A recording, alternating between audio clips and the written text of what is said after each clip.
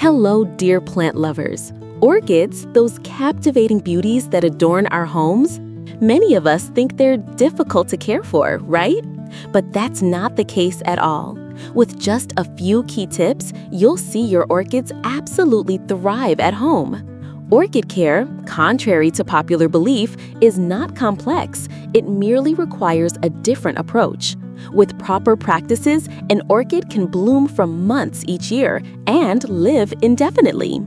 Today, we'll discover the secrets of orchid care step by step. We'll talk about everything from light to watering, repotting to fertilizing. If you're ready, let's begin our orchid journey. Light and placement. Orchids, especially Phalaenopsis varieties, do not prefer direct sunlight. The best spot for them is a bright windowsill with indirect light.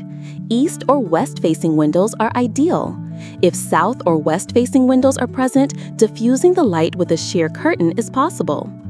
Insufficient light will prevent your orchid from blooming and lead to weak growth. Excessive direct sunlight, on the other hand, can cause leaf scorch or a reddish tint. Temperature and humidity. Orchids are tropical plants and prefer specific temperature ranges. Daytime temperatures between 64 to 77 degrees Fahrenheit, 18 to 25 degrees Celsius, and nighttime temperatures between 50 to 59 degrees Fahrenheit, 10 to 15 degrees Celsius are generally ideal. This day-night temperature differential can trigger flower bud formation. Avoiding sudden temperature fluctuations is crucial. Orchids love high humidity. There are several ways to increase humidity in your home. You can place your plant near a humidifier, set the pot on a tray filled with pebbles and a little water, be careful not to let the pot sit directly in the water, or mist its foliage regularly. The art of watering. Orchid watering is perhaps one of the most critical topics.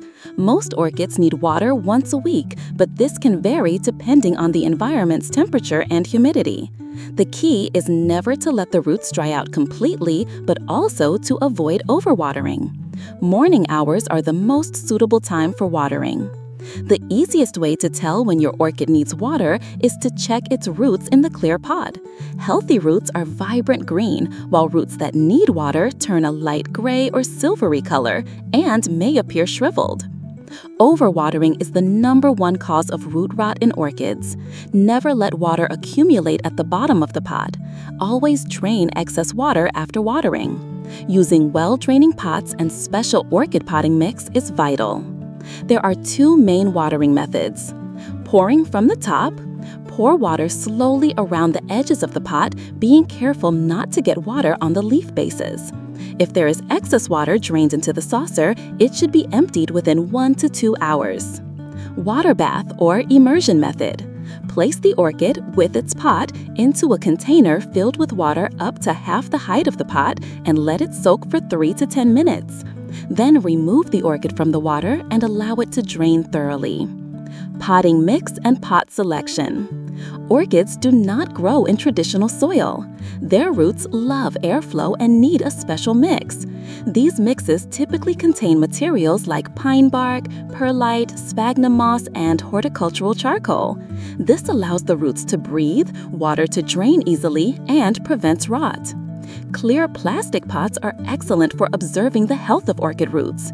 You can easily tell when to water by seeing the root color. Additionally, some orchid roots photosynthesize, so clear pots provide them with light. Make sure the pot has plenty of drainage holes at the bottom. Orchids thrive better in small pots. Feeding and fertilizing. Orchids need special nutrients. Conventional houseplant fertilizers are not suitable for orchids. It is recommended to use a balanced liquid fertilizer specifically designed for orchids.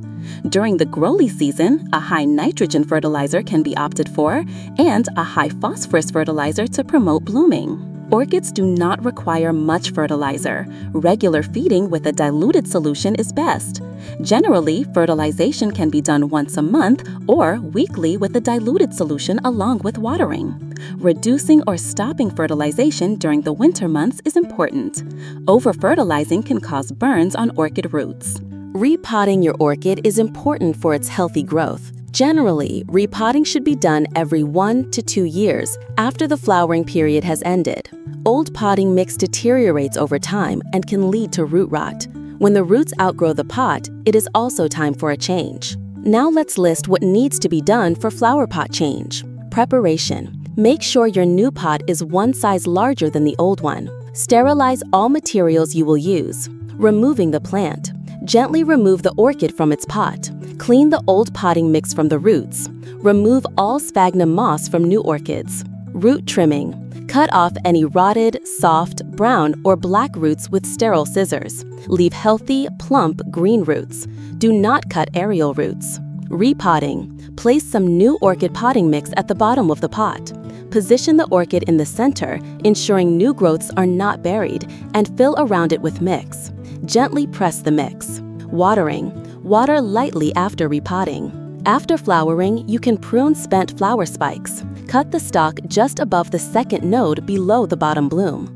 This can redirect the plant's energy to encourage a new flowering side shoot to emerge. If the entire stem dries out and turns brown, you can cut it at the base. Common problems and solutions.